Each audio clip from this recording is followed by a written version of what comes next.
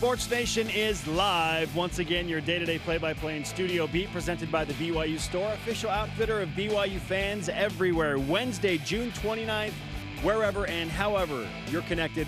Great to have you with us. I am Spencer Linton, teamed up alongside a man currently working on a sponsorship deal with Pat McAfee and his very, very widely publicized show, Blaine Fowler. You're, of course, referring to Andrew Mickelson, who was on Pat McAfee's show yesterday.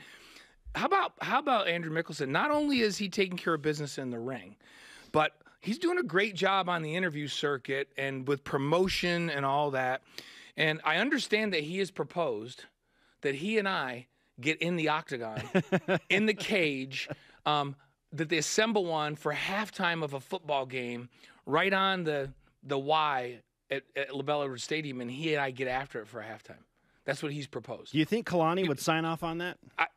I don't know. I'm telling you, this would be a fight for the ages.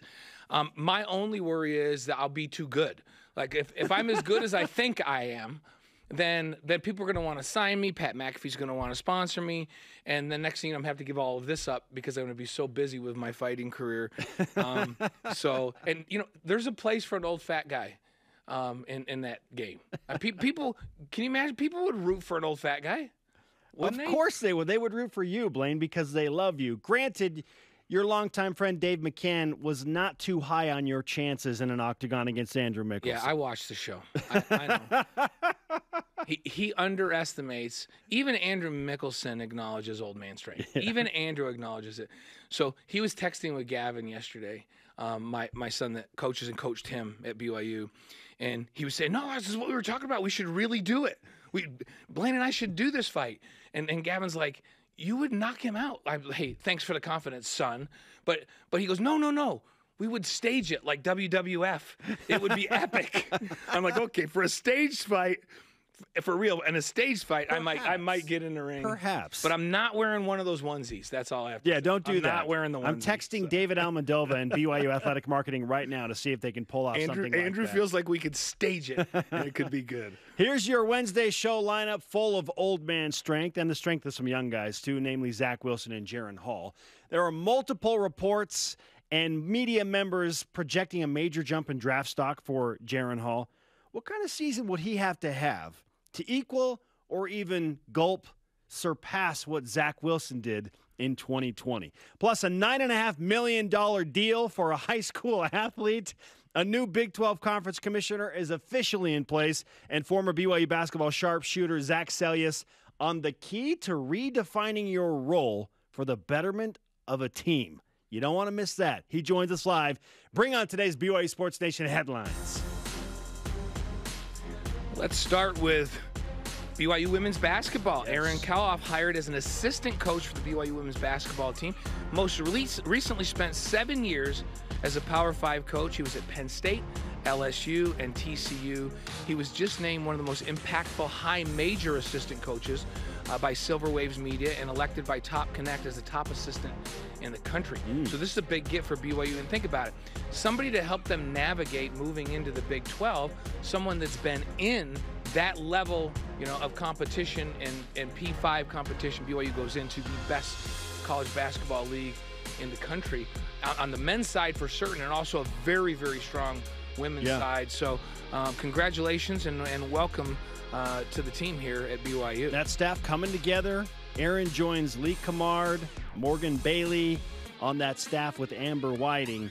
And Kaloff had great success developing the bigs at Penn State, which BYU certainly is looking to do as they move into the Big 12, because you got to have size. Yeah, in the Big 12. In the Big 12, that's the key. Got to have the size. Big 12.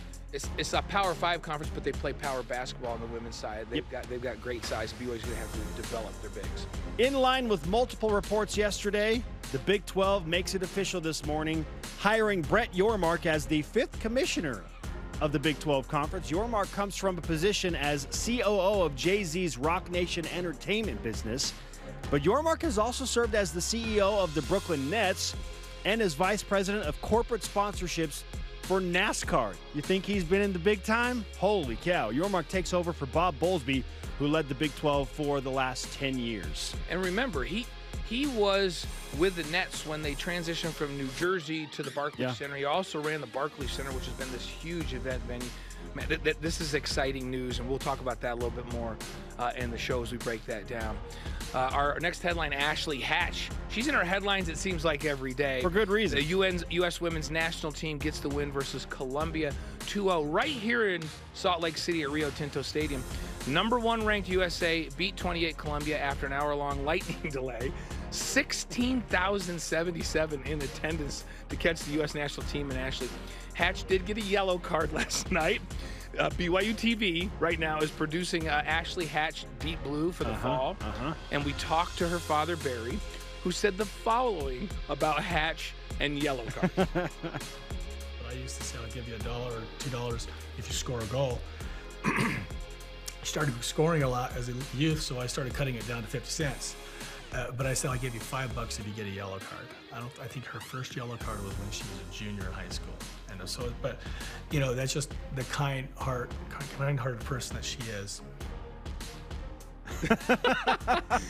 The kind-hearted person that she is. Did you see the one play? And we feel bad we can't use. Don't poke the bear.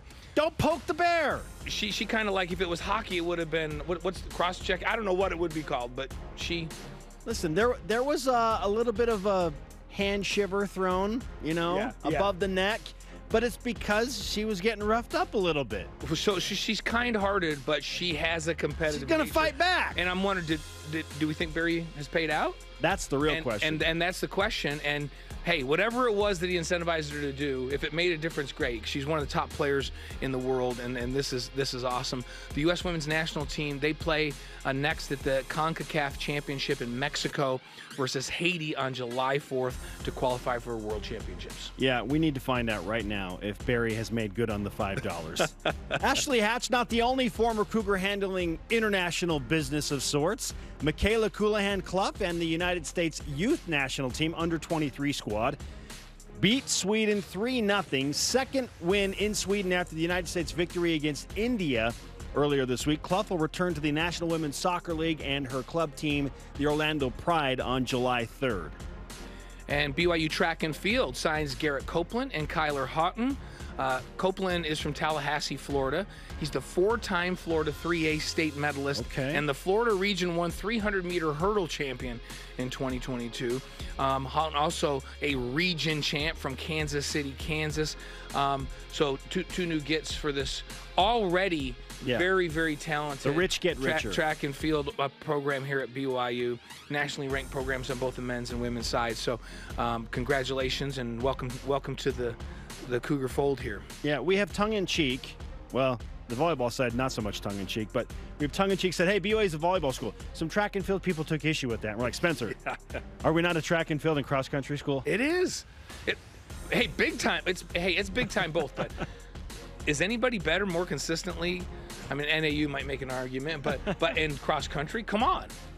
But back-to-back national champion, Connor Mance. We saved the word elite for very special things. BYU has an elite overall track Indeed. Program. All rise and shout. It's time for What's Trending.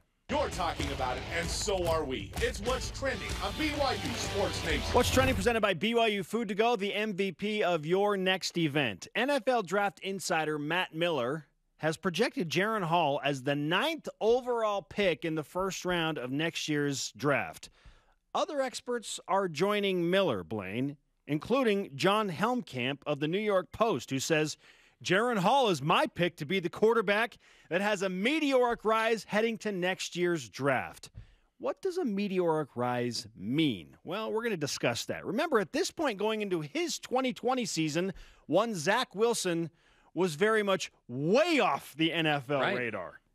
What does Jaron Hall have to do in 2022 to be as good or even better than Zac Wilson in 2020 and make a similar meteoric rise? Yeah, it's the meteoric rise. I think for Zac, we all knew that Zac had the skill set of any NFL quarterback. Oh, I got blue in the face all of his entire sophomore season saying, wait until he's healthy. Yep. Wait until he's healthy. He had shoulder problems. He broke the thumb. Yes. And Zac came in, he was kind of we call him a gunslinger, where he just, hey, I'm going to push the ball in there because I can. So he would push the ball into spots. He'd drive me a little bit crazy. Sure. But I kept thinking, Gambler. yeah, gambler's a good word for it. I'm going to take a gamble. I think I can fit the ball in there. And at the end of the year, the light bulb started to come on, and I felt like, okay, he's figuring this thing out. And with his skill set, if he can be healthy next year, he's going to be ridiculous. But he was completely off of everybody's radar because of that. And the skill set was never in question. It was, could he be a good decision maker and could he stay healthy? And when he did, oh my goodness, was he good. We saw what happened. He became the number 2 overall pick of the NFL draft. So can Jaron do that? Well, Jaron's not as far off the radar. He's not as far. They talk about a meteoric rise. Right, you already in the offseason have people projecting him as a first-round draft pick. Yeah. A couple of different national pundits have him as a first-round draft pick. Consensus right now is like 2nd to 3rd round pick. So everybody has him as a draft pick. Yes. So can it really be as meteoric as nobody's even talking about him to the number 2 pick? But then the question is, can he be as good or better than Zach as a senior, and can he move into the top 10? Could BYU have back-to-back top 10 draft pick quarterbacks? Well, here's the advantage that Jaron has in this situation. He's got a schedule that will absolutely grab the nation's attention and all the NFL draft experts' attention. But let's compare the sophomore seasons. If you look at this, they're in their sophomore years. Now, remember, you just reminded us that Zach had a thumb injury. And he was banged up. But the stat that is the really telling tale about what we talk about, the difference between the two is sophomores. Look at the touchdown to interception ratio. Zach threw 11 touchdowns and 9 picks. He was more apt to push the ball into tight spots and feel like I can just make this play with my arm. I felt that Jaron Hall was further along in his grasp of the offense. He stayed healthier, so he's more consistently in there, so he could grow throughout the season. But how about 20 touchdowns and 5 interceptions as a sophomore? Yeah, how about that decision-making as a sophomore? So that translates to the big difference in pass efficiency rating. Yards were similar. They're both very productive as a sophomore group. So now it's interesting. Jaron Hall get just a little bit more aggressive this next year. But when you talk about Zach's junior season before he went out, 3,692 yards, 33 touchdowns and 3 interceptions. An 11-to-1 touchdown to interception ratio. 33-3 for Pete's sakes. Not to mention, I think he had 10 touchdowns rushing on the ground, Blaine. Yeah, 10 touchdowns rushing, and he was always a threat to convert a big third down. If they played coverage, he'd run around. The fun part is that Jaron Hall is every bit the athlete. So and faster flat-out foot speed. So he's very dangerous with his feet. They both have great arm strength. Zach maybe has just a little bit more arm talent, but not by far. So this is an exciting year. And Jaron, hey, Zach had a great offensive line, but Jaron may have one of the best offensive line BYU's ever assembled. Isn't that crazy to think about? Because we were all like, holy cow, Zach Wilson's got forever to throw back there. And now we're thinking, is this offensive line better than what 2020 did? This group could be better. If they can run the ball, so if the transfer Brooks pans out, if Lopini steps up and stays healthy, if Miles Davis comes back from his injury and is really good, if on and on and on, McChesney, if he can be healthy and contribute, they have good running backs with that line in front of them. Like, you and I might be able to get a few yards. Like, if I'm lead blocking and you're the tailback and it's 3rd and 1, we might get a first down. That's how good this line is. And then you put the fact that you got Muli as a transfer in here that's a road grader. Mason Wake's going to be healthy. You got 2 marquee wide receivers that are NFL caliber talent, and Puka Nacua and Romney coming back. Jaron may be surrounded with more talent going into this year. And so I think he's going to be on the radar all season long. And if he stays healthy, a lot depends on how BYU does. Because part of Zach's was, first of all, nobody else was playing. So he was on national TV every week and everybody was paying attention. He was putting up phenomenal numbers. And the knock on Zach was, well, who is he beating? Right. Who is he beating? There will be no knock on Jaron Hall for schedule. Who is he beating? Because you can look at who he beat last year. Right. And then this schedule is similar. And so it's a challenging schedule, but you got to win to get recognition. Amen. And you've got to win against these P5 teams, which BYU is going to be next season, for them to go, look at the level of competition was great, and he performed at a high level regardless of who it was. Maybe he is a top 10 pick. And so if he wants to match what Zac does, having a great record is part of it. And you and I have already talked this year, like, what's the over-under on wins? I think Vegas thinks it's about 8, 8.5, maybe 9. I think it's 9 or 10 because of what we're just talking about, and if the defense can stay healthy at linebacker. And, we're watching Jaron Hall. He can make every throw, and he's got that guy, Puka Nacua, that's got an incredible wealth of wide receiver doesn't matter talent. if he's covered. Throw it anyhow. He'll go make the play, right? We saw that against Baylor. Yeah. He made Baylor look bad. Puka did. So, yeah, so I think he has every opportunity to kind of rise to the top and securely put himself as a first-round draft pick. Yeah, and we're strictly comparing Zac Wilson to Jaron Hall. Like, hey, what does Jaron Hall have to do to get on Zac Wilson's level in 2020? It's not going to take 43 total touchdowns and 3 interceptions, frankly, because Jaron Hall is going to face much stiffer competition. Right. Okay, so we are not. At least I am not saying, oh, he's got to go 43 total touchdowns and 3 interceptions. Well, no. We got to prorate this thing, right? Right. So if Jaron Hall, like you said, can be a little more aggressive, how about, 28 touchdown passes and maybe 6 or 7 picks? So he's got a 4-1, okay, against a really, really tough schedule. 4-1 is phenomenal against that level of talent they're playing. He'll get some touchdowns, certainly, with his feet as well, because we all know what Jaron Hall can do with his feet. Ask Baylor and others and Utah. Whom he embarrassed a few times. Okay, so we're prorating this thing. The other tough thing is Jaron Hall doesn't have to be the second overall pick either, because this is a way more loaded quarterback class. Okay, Zac had Trevor Lawrence in front of him, and then it was kind of, what else after that? There are like 4 or 5 elite level quarterbacks in this draft class. Jaron's trying to crack into that top 5, right? So we got to think about that as well. But to your point, BYU has to win. They don't have to win all of their games. In fact, a 9-3 regular season, 10-3 with a bowl game win would be plenty. Puts him in a great position. With the numbers I just presented, to put him as a top 15 pick in the NFL draft. And a great pro day, right? Yes. Because remember, Zac, they were talking late first round, and then he literally stole pro day from everybody else that had a pro day. The pro day season. At number 2. So Jaron also has to do that. Okay. So there you go. An apt point. Our question of the day. What do you think Jaron Hall has to do in 2022 to be as good or better than 2020's Zac Wilson? Let's hear from you, BYUSN, in Voice of the Nation. This is the Voice of the Nation on BYU Sports Nation. At Tom Newfer answers on Twitter. Jaron would have to drop it on a dime like Zac did. Remember the tiny spaces from 30 to 40 yards away that Zac hit in stride. The touchdown to interception ratio, yards and percentage are the measurables, but eyeball tests. Can Jaron hit those tiny holes or spaces that Zac did? Can't wait to see it. Again, we're prorating it because Zac was doing it against Louisiana Tech and Texas State at times. He did beat Houston and Boise State and UCF, all solid wins. Like, Jaron was doing some really good things and hitting some spots last year against Power 5 programs. Right, against Utah and Arizona State, who was healthy and really good at the time. And, hey, Arkansas's, on the schedule. It is a schedule that is loaded again, right, with a lot of talent, with better secondaries. Yes. Baylor's on the schedule again. Weren't those 4 senior starters in the second? In fact, weren't they 4 COVID senior starters in the secondary for Baylor last year? They're gone. I think they're all gone. Yeah, so maybe they're a different team. They're a different team. Baylor always they'll be good. Is going to have talent. This is a P5. It's a P5 schedule this year again, and so I'm with you.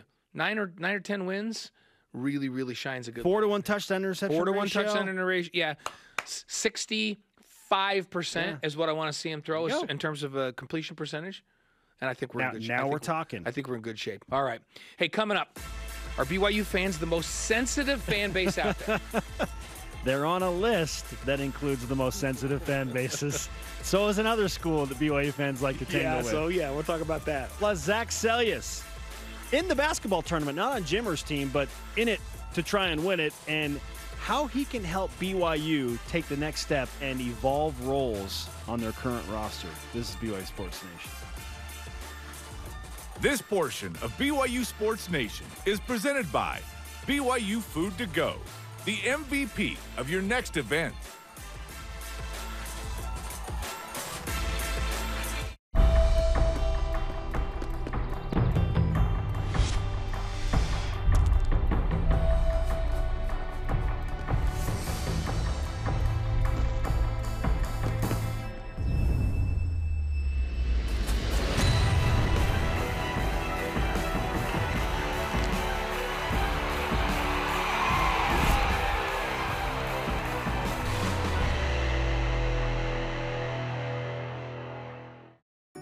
My name is Spencer Finnegan. I'm from St. Louis, Missouri. During my sophomore year, I got married to my sweetheart, Mary, and there's tons of unexpected expenses when it comes to marriage. We were looking for scholarships. I found the replenishment grant, and my local alumni chapter gave me a grant to help me focus in on school. I'm so excited to, now that I've graduated, give back to those students that are coming to BYU in the future.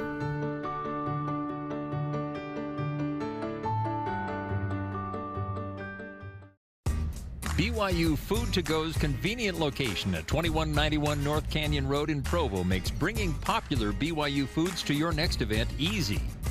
Everything's ready when you need it at the drive and load pickup. You drive in and they load no matter the weather. And stop in the on-site creamery for great BYU chocolate milk and ice cream. BYU Food2go, bringing campus to your table. Call for details, 801-422-5001. Uh-oh. Do you not know the groom's name? I missed it on our first date, and it's way too late to ask. Whenever you experience something funny, the first thing you want to do is like share it with your loved ones. Seeing that comedy like helped us through things, like we want to use that to help other people in a way. We had one kid whose make-a-wish was to come to Studio C. It made me be like, these goofy sketches mean a lot to people.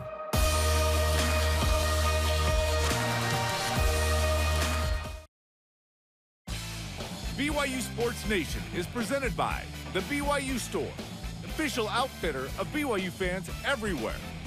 The BYU Sports Nation has its own YouTube channel. Get all the interviews by subscribing to and share the BYU Sports Nation YouTube channel. Welcome back to the show. We are live in Studio B. I'm Spencer Linton, teamed up with Blaine Fowler. Again, this is your day-to-day BYU Sports play-by-play, and as part of that play-by-play, we welcome in former BYU basketball sharpshooter Zac Seljaas, part of one of the all-time great BYU basketball teams that were unfortunately shut down by COVID, but still, nothing can take away what they accomplished in 2020. I will never stop saying it. The two teams that got gypped the most by COVID were BYU and Dayton. Certainly. That year. So, well, Zac, because he's an optimistic guy, making the most of his professional basketball career and so much more. Zac, great to have you on the show. How are you? Doing good. Thanks for having me. Hey, and you're doing your thing in, should we call it the Middle East, in the country of Georgia? We were all kind of fascinated on how you ended up there, and then the numbers you were putting up over there were eye-popping, man. Tell us about that experience. What was it like to play basketball in the country of Georgia? I mean, it was awesome. I actually signed with a new agent at the time. We were, talking with the team actually in Hungary for about 2 weeks. And on the very last day that we were about to sign, you get it ready to go, this team in Georgia called and said, we really want you. We'll basically double your offer. And so I was like, all right. And within that day, we looked up where it was because we thought it was Atlanta, but it wasn't. And ended up being in Europe somewhere, and we signed within 24 hours because we knew it was right, and we ended up in Georgia, and it ended up being awesome. I mean, nobody's ever heard of it. It is the greatest people in the world. I mean, you don't hear about a lot of Georgians. I mean, everyone knows Zaza Pachulia. Yeah. And he's the face of Georgia, and he's the man, the myth, the legend there. And so it's just awesome. It was a great country, great place to live. I mean, now one of my sons are born there.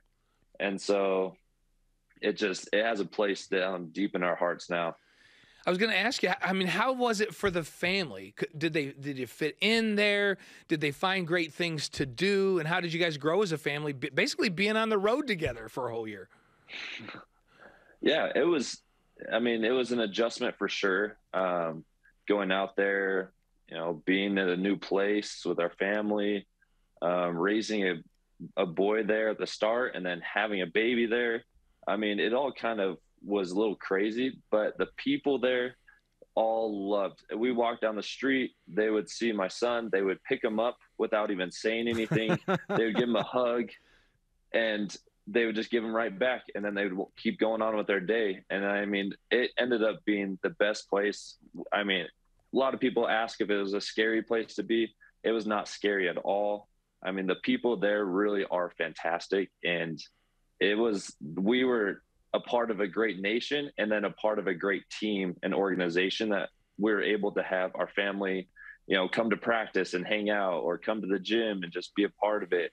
And it was just an awesome experience. Zac Seljaas on BYU Sports Nation. All of this begs the question, Zach, because you had such a great experience, are you going to go back to Georgia and play another season, or is there something else in your future?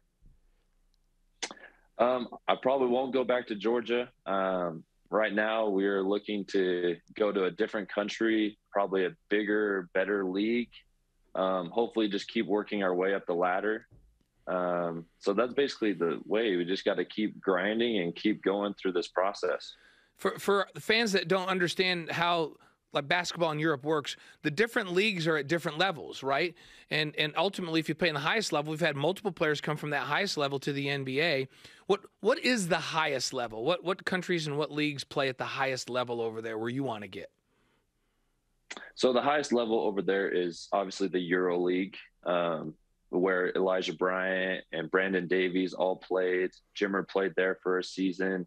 That's obviously the goal, is to get to that Euro League. And below that, you have, Euro Cup, Champions League, and then a bunch of other cups that every country is a part of. But this is all just Europe. I mean, then you go to Asia, and Asia has theirs. And then, South America has their leagues. But the Euro League is definitely, the top league that most guys want to get to. So that is the goal, is to be able to get there. And obviously different countries give you a better opportunity to get to that higher league, whether that is the Euro League or Euro Cup or Champions League. Now, while you pursue whichever team you're going to play for, we think in Europe someplace, you've decided to step into the arena of the basketball tournament. And there are a handful of former BYU Cougars that are going to be in this tournament, notably the aforementioned Jimmer Fredette. You're not playing on his team, but why did you feel like, the basketball tournament seems like a good thing for me at this time? I just think it was another opportunity to play. Anything to be able to get my name out there and to be able to just prove myself. I mean, with this whole process of playing professionally, the biggest thing that we can be told is no. So just being able to try everything we possibly can until we're told no. And, this tournament is, awesome. And as soon as I got a call asking if I'd be a part of this team, I was like, yes, right away. I'm going to figure it out. I'm going to work it out until I can just play in at least that first game. And then, why not see how far we can go? And for such a good cause, and for, the opportunity to play for $1 million, and then to play against all these great players like Jimmer, who's in this tournament with a great team that he is.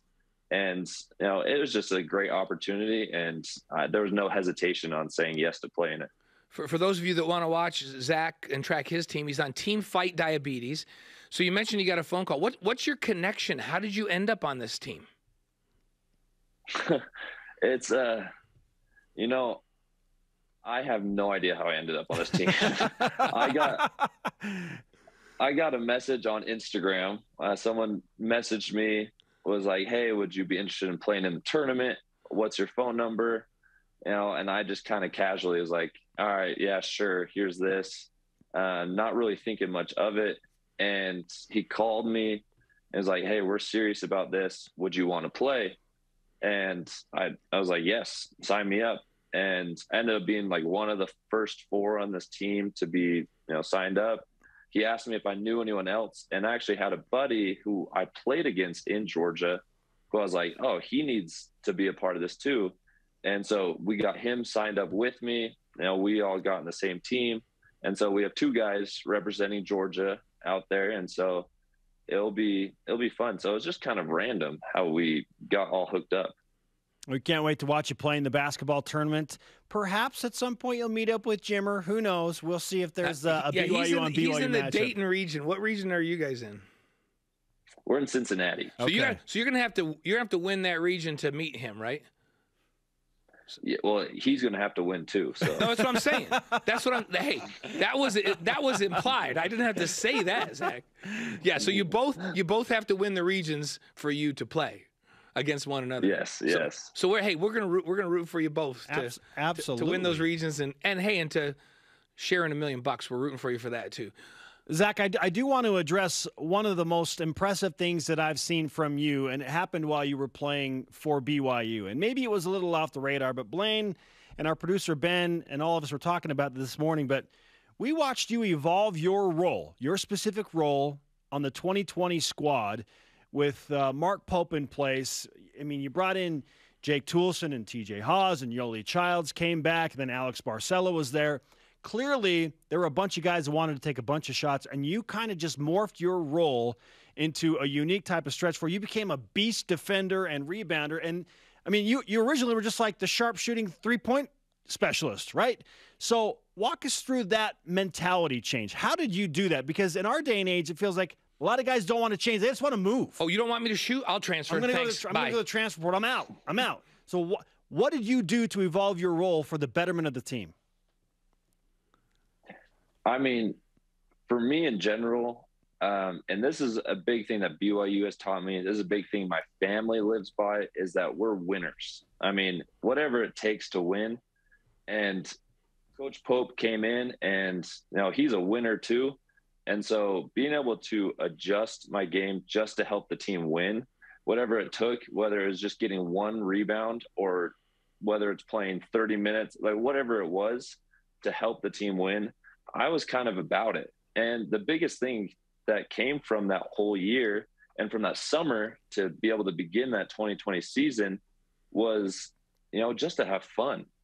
I mean, basketball became so serious and so overwhelming that, nobody was really having fun. And we kind of adjusted that as a team, in that summertime to just like start having fun. We went to Italy, and we were able to, just enjoy it as a team to be able to play. And then, obviously I had that injury and everything that came with it, but that process of recovering and the process of starting that season with a new coach, new teammates coming in, and being able to just kind of like have nothing to lose mentality where we're going to go out and play as hard as we can.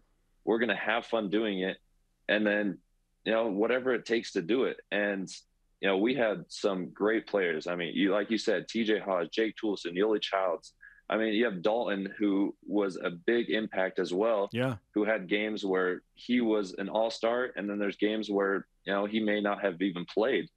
And, but just having guys like that on the bench, that's how you win games. It's not about the guys out there scoring. It's about the guys all the way at the very end of the bench who are, just a part of the team and helping. And I was all for that because I loved every single one of the guys down the line that I would give anything for him. And still to this day, I would do anything to help a guy get a job somewhere or to even just hang out.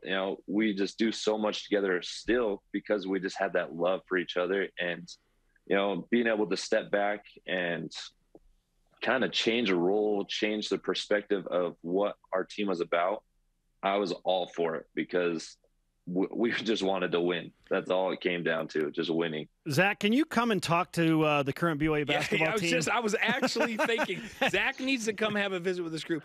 I'm wondering, you showed us a side of your game, which you obviously always had, because it wasn't like it wasn't there and then it just showed up. You always had it. But I think we all thought, oh, he's a finesse player, he's a jump shooter, this is what he is. In that season, it was like, whoa, this dude is a physical player. He's in there banging with people. He's an enforcer out on the floor, which is a part of your game that none of us knew you had, but you did. How does that help you now as a pro player? Man, I couldn't have been more blessed to be put in that situation at BYU. I mean, from my freshman year to my senior year, I played so many different positions, so many different roles, that now playing professionally, I'm like, my package of who I am as a player is just perfect for whatever situation I go in, because I feel like I can do whatever it takes to get on a team and to be successful and to help the team.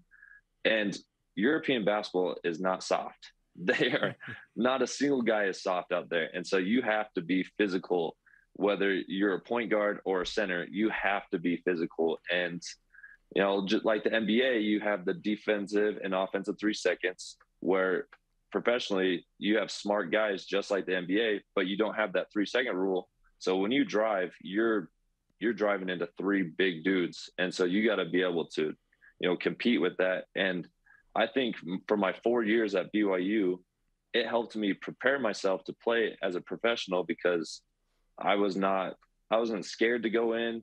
You know, we were taught by Coach Rose and Coach Pope just to how to be professional to begin with. And then we were put in situations where it prepared us for that, you know, time when we all became pros. Zac, we're so thrilled for your success. Excited to see where your next adventure takes you. Certainly, we're going to be watching you in the basketball tournament, and we wish you all the best and hope that you and your family are having blessed lives, and congratulations on the new baby. There's a lot happening, man, but we're just so grateful that things are going well for you, and we appreciate the time on BYU Sports Nation. Thank you guys so much. You got Zac Seljaas on BYUSN. Just awesome, and he does need to come speak to this team. Right? My goodness, that's exactly what this team needs right now, to understand that they got to have fun. I love what he said. They love one another. My family is about winning, whatever that takes. If it means I play 2 minutes and get 1 rebound and that helps us win the game, great. Whatever you need me to do, like, we need more of this in our society, in collegiate athletes, and that mentality, Blaine. Like, we've lost it. Like, if I don't get what I want, I'm out. Yeah, that was so refreshing. And a lot of lessons that he just taught us right there. Yes. And that's why he's playing professional basketball right now. And having a great career at it. Having a great career. So, well, hey, coming up, do you think Jaron can be better than Zac for his junior season? That's a big question. Going back there. And should a freshman quarterback, this is also a serious topic, be making more money than an NFL starting quarterback? Have we reached that part of name, image, and likeness? You won't believe the story coming out of Miami. This is BYU Sports Nation.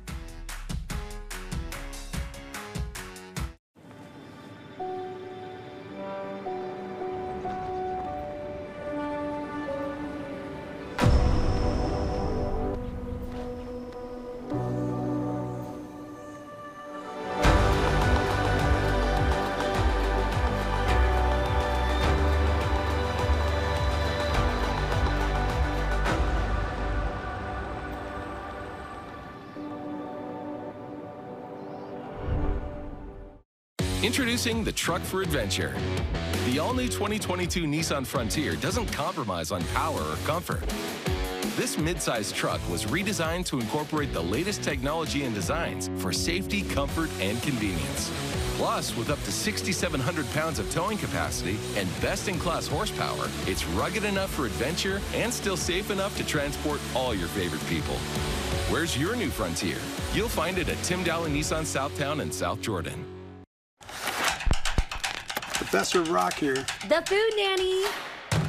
Chandler Scott here. Samry. Hey, everyone. Hello. I just want to tell you about this amazing, excellent, cool account called My Style. My Style checking. I'm talking travel points. Gift card. Concert tickets. All just for using my account. That's My Style. So check it out. Give it a shot. Open your My Style checking account today. Familiar with the BYU TV app? Yes. I beg your pardon? Sure, it's got great original TV shows. But it also gives you access to family films for free. Wow. Awesome! So gather around, grab some popcorn, and let us do the rest. It'll be fun. Watch some of your favorite films anytime, anywhere. With the free BYU TV app. I like it. BYU Sports Nation is brought to you by Maersk, enabling global trade for a growing world. This is BYU Sports Nation. To interact with the show and get great content throughout the day, follow us on our social media platforms. We're on Facebook, Twitter, Instagram, YouTube, and TikTok. But are we on Faceback? We're not on Faceback anymore. I made a push for us to try to get on Faceback. Yeah, we're trying. On Monday. We're attempting. But Will Ferrell, I think he owns the rights to Faceback from the Other Guys movie. Remember? Yes. Oh, I I'll know never it well. forget when he's like, I invented Faceback. And Ava Mendes is like, yeah, Faceback. Take a picture of the back of your head, and it gives you an image of their face. So ridiculous. We're not on Faceback, but we are on TikTok. Yes. Which is big. Do you do dances on TikTok? I do. Yes, I do. I'm trying to get Kalani to join me. Dancing Dads. Let's go. That's the thing. You want to join Dancing Dads, Blaine? You know what? I would do it like. So did he dance with Sky? What did he do? He did a dance with Sky. Yep. That's actually awesome. So he is Blaine. Dancing to be determined. I am Spencer. Let's whip it. Cougar Whip Round presented by Maersk, your integrated container logistics company enabling global trade for a growing world. Blaine, start us off. Okay, BYU jumps to the top of the Bill Connolly returning production list in his latest update. I like. So this is something he does every year. What does this mean for BYU? So they're number one, meaning, and what he does, he has this formula, and he takes defensive and offensive production. So players returning that have tackles, interceptions, pass breakups. On the offensive side, reception yards, running yards. So he takes all of these numbers on the defensive and offensive side and puts it into a formula and determines which teams have the most returning production in the country. BYU is number one in the country for returning production. So what does it mean? It means BYU is going to be a really good football team, Blaine. Yeah. Ohio State still in top 25, which it says it's almost unheard of for a team that's as elite. Because what happens with Ohio State is they get 7 NFL draft picks every year, or 6, so they lose so much, they're usually not in here, but they reload so well, they are. A couple of teams that were really high in these rankings last year, Utah and Baylor. Yeah. Had a lot of returning. That's why everyone was so Worked bullish. out for them. And Baylor not only had returning guys, but they had like returning COVID guys, so like 6-year guys, a bunch of them.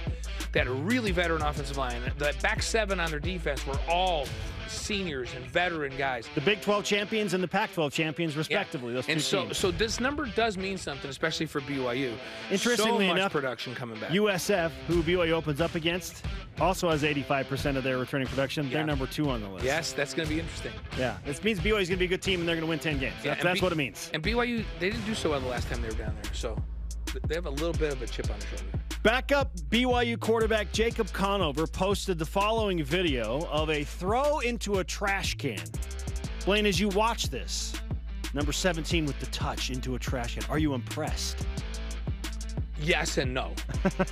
He practices every day. He should be able to throw it in a trash can. Okay. You and I can still throw it in a trash can. Well, maybe not you. No, you could. Come on now. You could. No, but they practice this. This is when the team lines up on the goal line and they run a fade route, you throw it to a spot. So if you're going to hit Gunner or you're going to put Rex out there on the outside, you throw it so that it comes down at a certain point right behind the pylon so only your receiver can get it. So that's a drill they practice every day. I like he says, hey, fun tradition every game week. The quarterbacks have trash can competitions. We keep track throughout the season. And he posted that. I'll tell you what, a lot of people are sleeping on Jacob Conover. I had a nice conversation with Max Hall recently. I have high hopes for this kid, Blaine. Yeah. I have high hopes for Jacob Conover. He's got the skill set that he rocket arm. And they have great talent and depth there. So, okay, next, big game boomer ranked the most. I've been waiting for this one all day, by the way. They rank the most and least sensitive college fan bases. How dare you? Yeah. Okay. He has BYU ranked as the 20th most sensitive fan base. Okay. But Utah is the 13th most sensitive fan base. Are you angry that BYU was ranked lower than Utah in the sensitivity Never. scale? This is the one poll. This is the one poll that I absolutely have no issues with being ranked below Utah in terms of most sensitive fan bases. I want to know how Arkansas feels. BYU plays Arkansas this year. They're number 1. Well, how about the fact that Texas is number 2? And you know that Taysom Hill hurt their feelings a lot. He hurt their feelings. It wasn't good. And Oklahoma and Texas, I mean, their feelings are so hurt, they're going to change leagues. they're going to go to the SEC because they just don't feel like they're respected. They're just too sensitive. But Utah's 13 and BYU's 20. I don't know. Maybe this is a gross generalization. I feel like more Utah fans like follow BYU's social media and BYU stuff so they can complain about it if they're offended than the reverse. And maybe I'm wrong. Maybe just as many BYU fans follow Utah and maybe the Utah ones that I'm aware of are just more vocal. But it seems like to me that BYU fans on their fan chats and things, they're posting things, and Utah fans are in there getting involved with it because it's hurting their feelings. It's hurting their feelings. So we're both sensitive fan bases. Yes, I love it. We've got to be sensitive. I love it. We have to be sensitive to one another's feelings. Okay, Blaine, we're going to come back and talk about an incredible $9.5 million deal for a high school athlete. That's after the break, but also coming up on the show.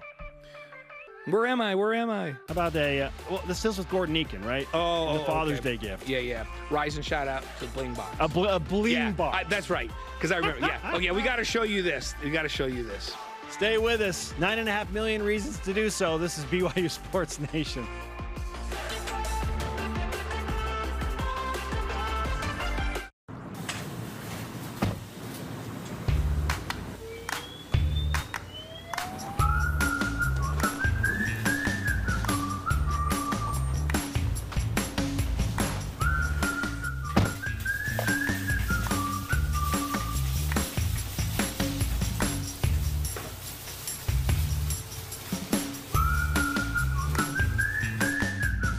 Quick crack. Wash all you want. Don't drive dirty. I know what it's like to be overlooked, to be doubted, to fly under the radar. I only had one offer coming out of high school, but I was ready for every moment, every opportunity, and every shot that I got. Now I'm playing professional basketball, aiming to be one of the best shooters on the planet. And I'm just getting started. Be ready for your moment with Rapid Reboot, the future of rapid recovery.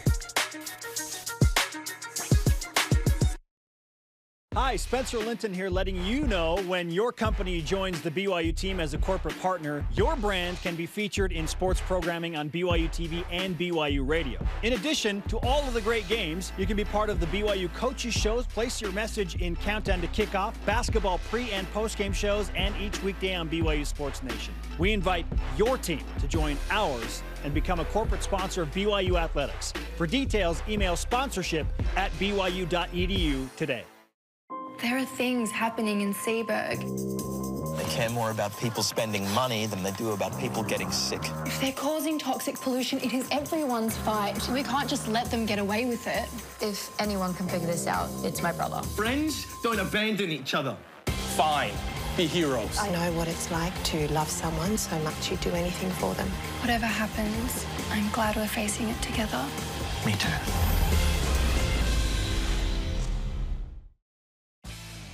BYU Sports Nation is presented by the BYU Store, official outfitter of BYU fans everywhere.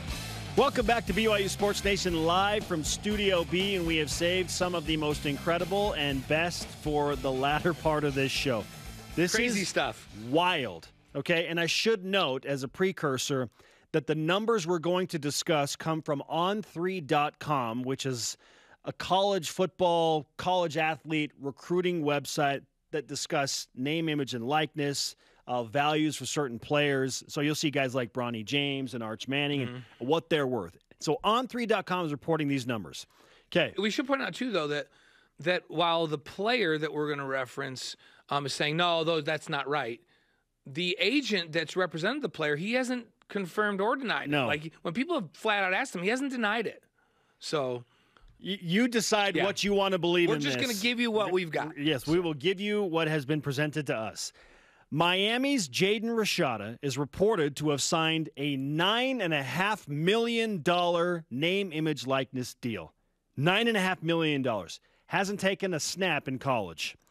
That is more, by the way, than the following NFL quarterbacks' annual deals. Trevor Lawrence, Joe Burrow, Kyler Murray, Zach Wilson, Tua Tagovailoa, Justin Fields, and Mac Jones. So we're wondering, should an incoming college freshman, hasn't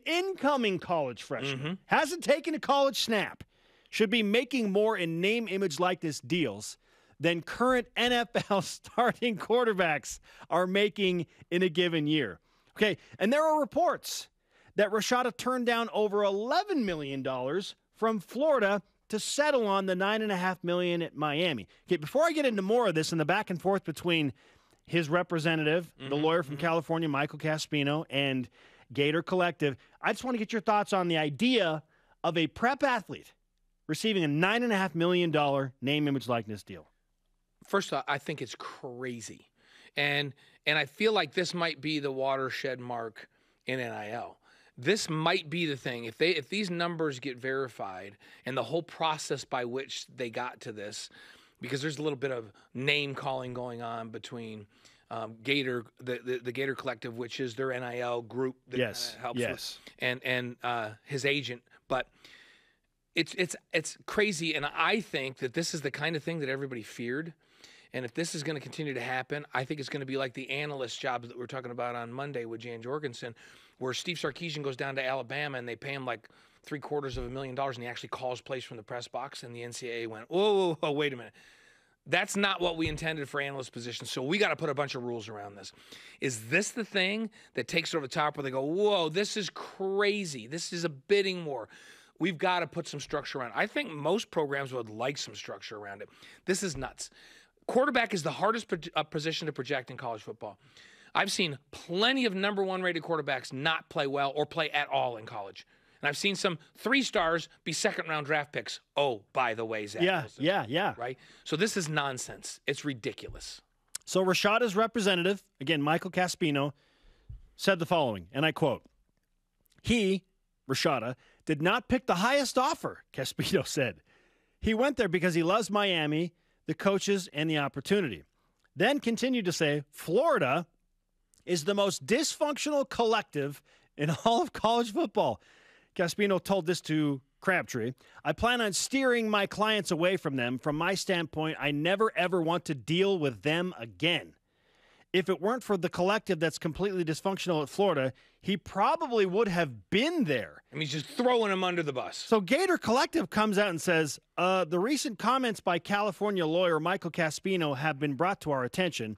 Gator Collective has never had any communications with Mr. Caspino about Jaden Rashada or any recruits.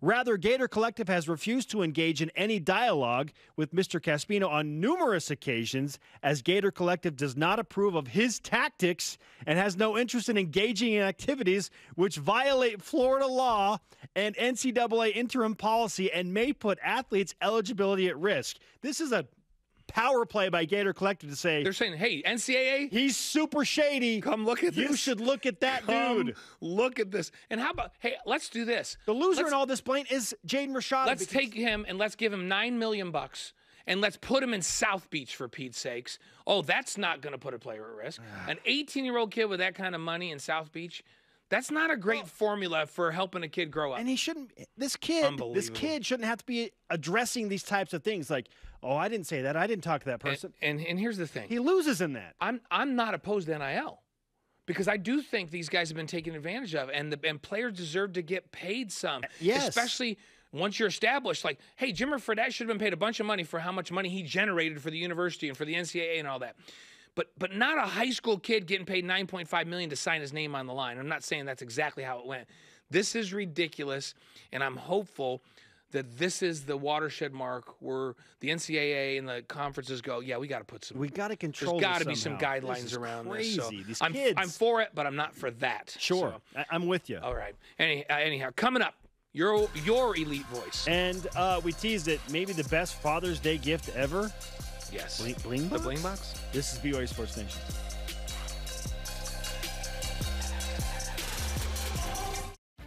Tim Daly Ford in Spanish Fork sells Ford vehicles including the F-150, the pickup designed for work and play. Tim Daly Ford maintains a large inventory, providing more choices for selecting an F-150 with the power and engineering to carry and tow heavy loads. The F-150's design offers comfort, safety, and a range of options to choose from. Think Ford. Think Tim Daly Ford in Spanish Fork.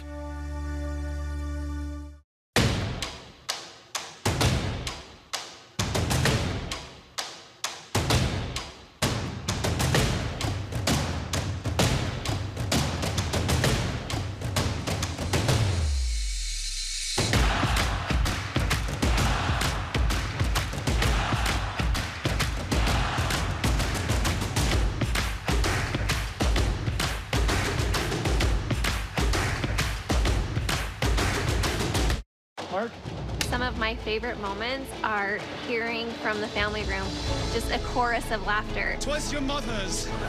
BYU TV has been an escape and a refuge for me. We forgot about random acts. We love that one. Today, we wanted to do something nice for you. I see that change on him after that show. It just brightened everybody's day. I can do this. I want to live my life in a way that show showed me. Every day, I help an animal walk again. 4 different vets told me that he would never be able to walk. Here's his leg. Oh my God, so She wants to move, and this device is allowing her to do so. I just knew he would walk. Every single step, it's doing exactly what I want. You can see the trust. You can see the connection in her brain forming. Best is yet to come. It is. It's only going to get sweeter. This portion of BYU Sports Nation is presented by Mountain America, the official credit union of BYU Athletics. Hey, BYU Sports Nation, this show is on demand. Download the BYU TV and BYU Radio apps today, or download the podcast on your favorite podcast platform, and please subscribe, rate, and review. Our question of the day, what does Jaron Hall have to do in 2022 to be as good or maybe even better than the 2020 version of Zac Wilson at BYU? At Roberts_MN says, get the team to a major bowl game. Not necessarily New Year's 6 against a Power 5 opponent they want to play. Winning the bowl game wouldn't hurt.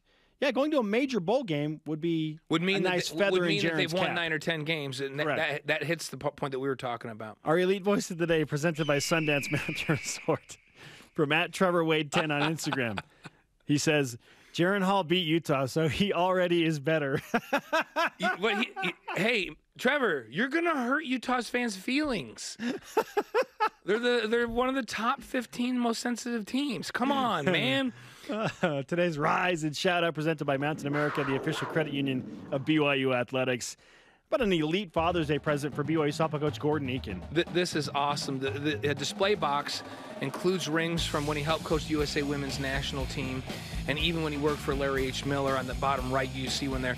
He was gifted the box on Father's Day from his family. How cool is that bling box? That is so I cool. love it. That's a great gift. Our thanks to today's guest, Zac Seljaas. Yeah. Oh, he was awesome. And sorry to Dennis Petta. We ran out of time again. We'll have him on sometime. For Blaine, I'm Spencer. Shout out to Tori Allman. See you tomorrow.